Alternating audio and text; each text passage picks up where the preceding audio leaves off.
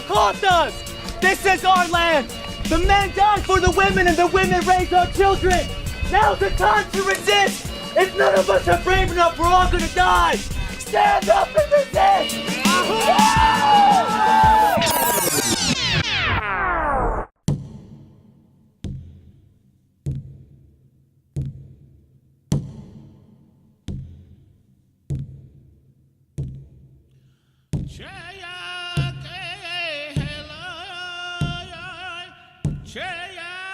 Hale boki he on lapi. Oyate le nach pekele na onkapie na le makhochum kitra pekele na onkichimpi. Dago onkitra pekele na hekta kel hakrota ki onkichimpi chawo ki he onichilape. We are the matriarchal Tichuan Lakota Oyate of the Oceti Sakowin, an indigenous First Nation people of Turtle Island, the continent known as North America. In togetherness with our buffalo relatives, the Tatanka Oyate, we once roamed freely across the vast prairies and hills of the northern Great Plains, until the occupation of these lands by the expanding United States Empire. Born over thousands of years, our sacred way of life taught us to live, love, and thrive, qualities that endure in our survival today. As we move beyond 7 generations in our unyielding struggle to resist genocide, our matriarchal grandmothers are taking back their strength once again. In togetherness with Lakota warriors and people, we speak out for accountability and change to end the atrocities that keep us from healing our nation. Only by understanding our story can our people live free once again. To our relatives from the 4 directions, we ask you to listen not only with your ears, but with your hearts. From the Pine Ridge Indian Reservation and the place you know as South Dakota, this is our story.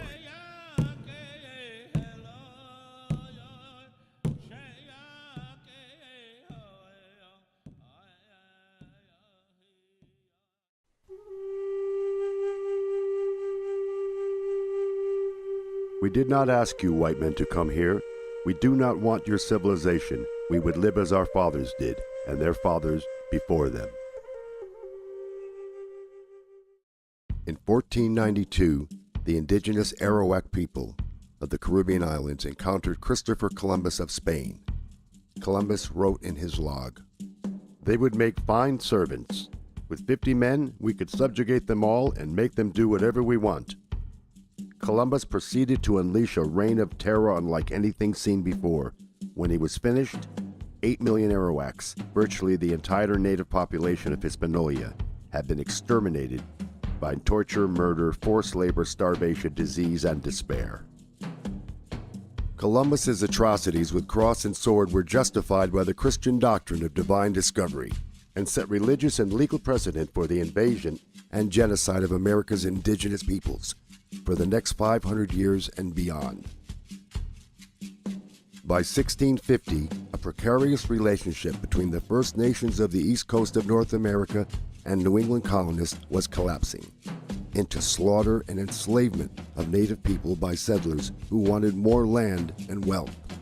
We find that most of the English colonies sanctioned and encouraged scalping Indians.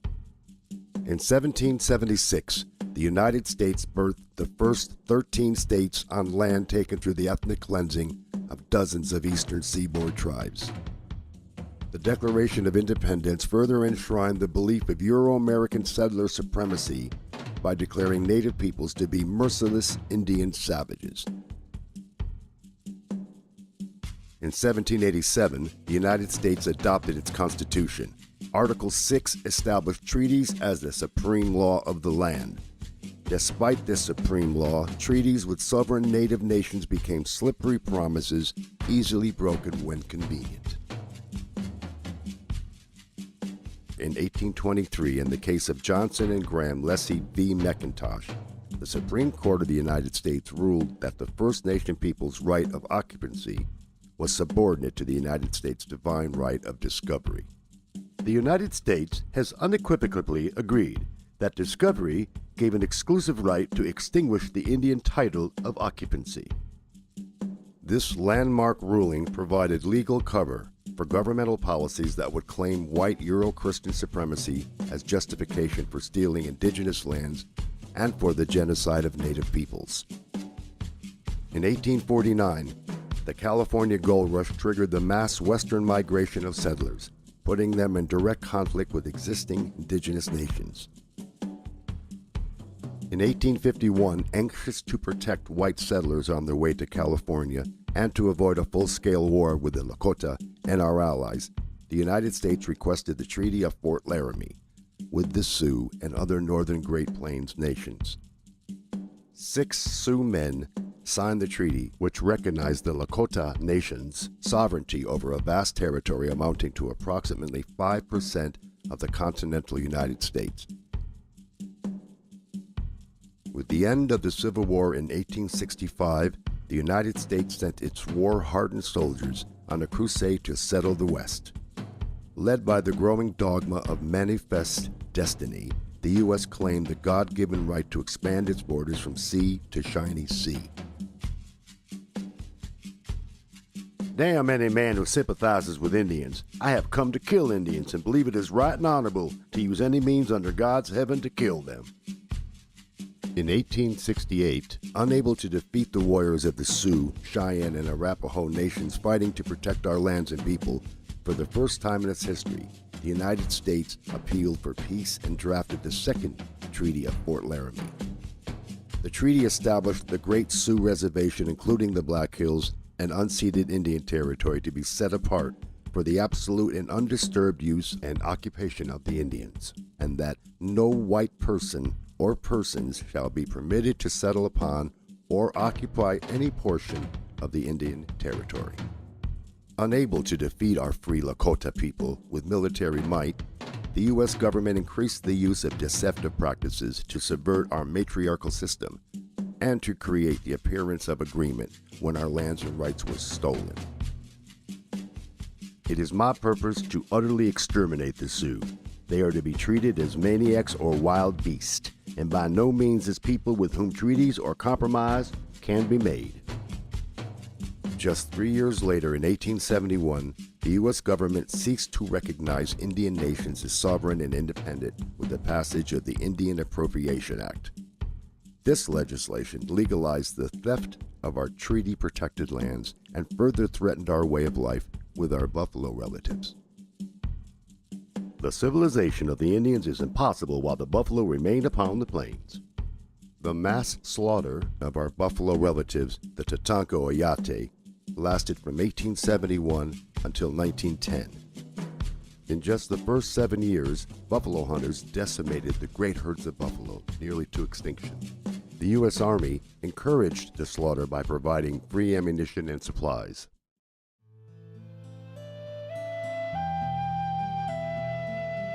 In 1873 alone, buffalo hunters massacred more than 1.5 million buffalo. As planned, our people became increasingly dependent on the U.S. government for even the most basic of human needs, like food, clothing, and shelter. In 1874, after illegally trespassing on Lakota territory, General George Custer publicly announced the discovery of gold in the Pahasapa, the Black Hills.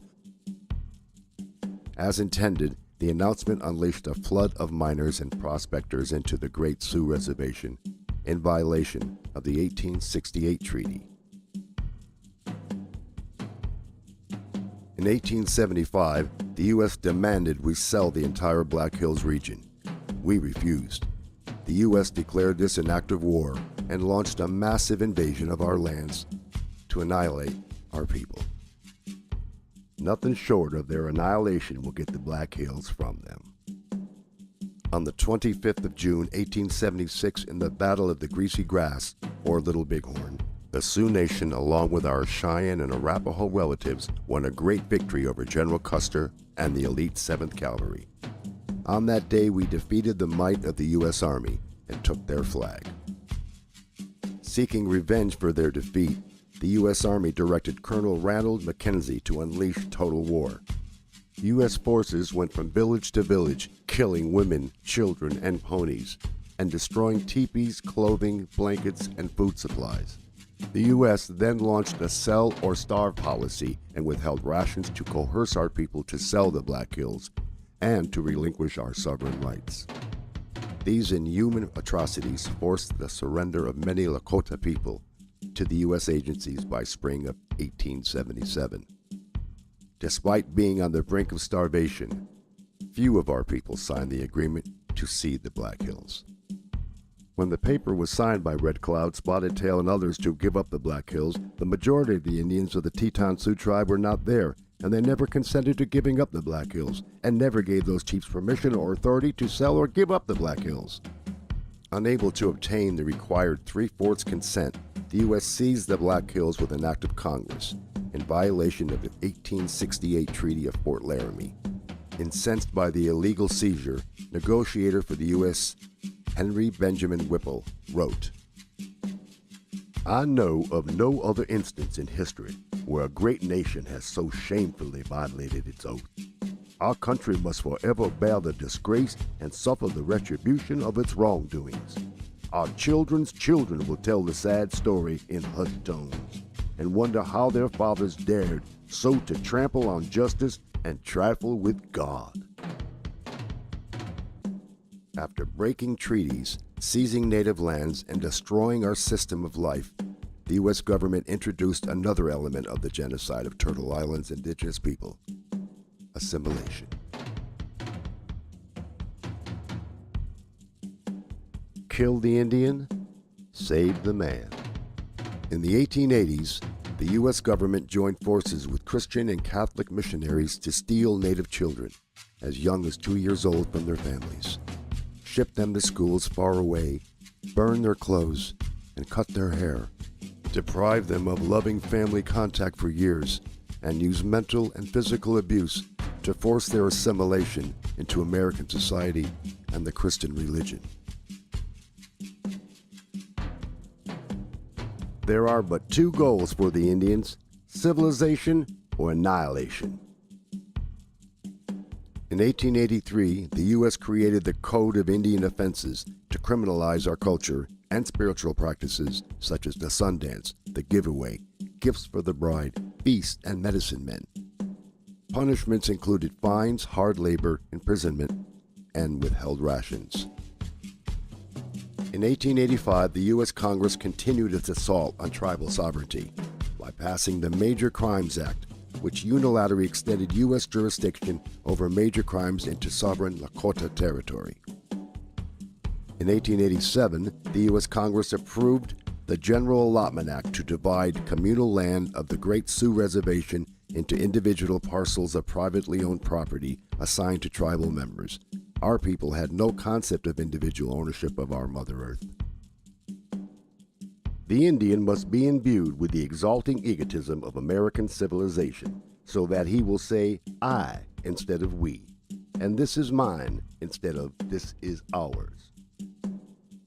2 years later, in 1889, in violation of the 1868 Treaty of Fort Laramie, the U.S. Congress passed an act to divide the Great Sioux Reservation into 5 separate and smaller reservations, including the Pine Ridge Reservation. The U.S. government opened the remaining 11 million acres of Sioux Treaty territory for public purchase, including sacred sites and burial grounds our people used for thousands of years. Having wronged them for centuries, we had better, in order to protect our civilization, follow it up by one more wrong and wipe these untamed and untamable creatures from the face of the earth. By 1890, our Lakota people, once powerful and free, were entirely dependent on the U.S. government. The U.S. had forcibly removed our people from our homeland, confined them to reservations, cut their rations by half, stolen our children, and decimated the great herds of our buffalo relatives. On the 29th of December, 500 soldiers of the U.S. Army's 7th Cavalry Regiment surrounded Bigfoot's band of about 350 Lakota people at Wounded Knee Creek. and along with 4 rapid-fire Gatling guns, massacred 312 of our men, women, and children.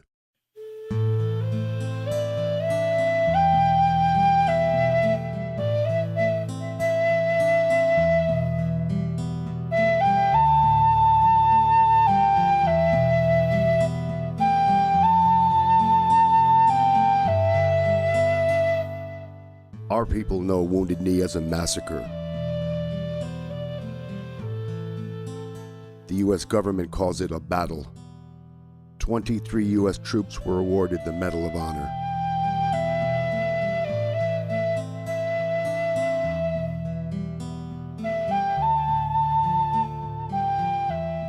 Something else died here in the bloody mud and was buried in the blizzard.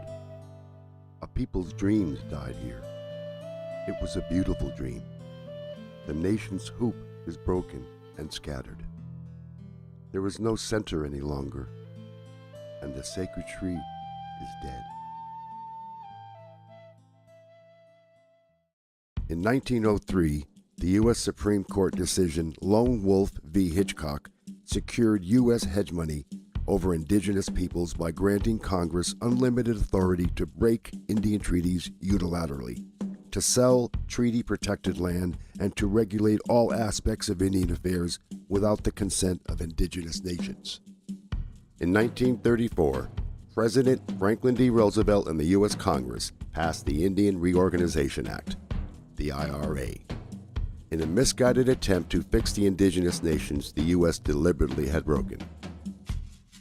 Despite opposition from traditional elders and in violation of the 1868 treaty, John Collier, Commissioner of Indian Affairs, and Harold Ickes, Secretary of Interior, illegally approved the IRA Oglala Sioux Tribal Council and Constitution for the Pine Ridge Reservation with the support of only 1,348 tribal members out of an estimated 12,000 Oglala Lakota people.